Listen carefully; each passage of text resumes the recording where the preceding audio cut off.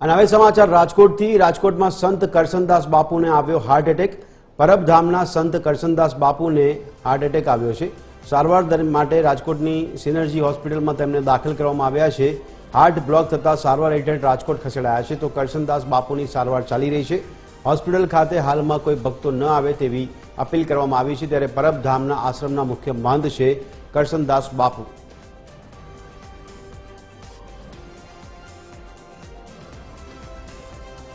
आज अंगे વધુ વિગત આપી રહ્યા છે અમારા સંવાદદાતા રવિ મોટવાણી। રવિ, જણાવશો કે હવે હાલમાં શું સ્થિતિ જાણવા મળી રહી છે અને કયા પ્રકારની અપીલ ભક્તોને? જી જરૂરથી જણાવી દઉં, ધાર્મિક સ્થળોમાં મહત્વનું સ્થળ ધરાવતા પરબધામના બાપુ કરશન બાપુની તબિયત આજે બગડતા તેમને સારવાર માટે રાજકોટ સિનર્જી હોસ્પિટલ ખાતે ખસેડવામાં આવ્યા હતા। તેમને હાર્ટ એટેકનો હુમલો આવ્યાનું પ્રાથમિક તપાસમાં ડોક્ટરો દ્વારા જણાવવામાં આવ્યું છે।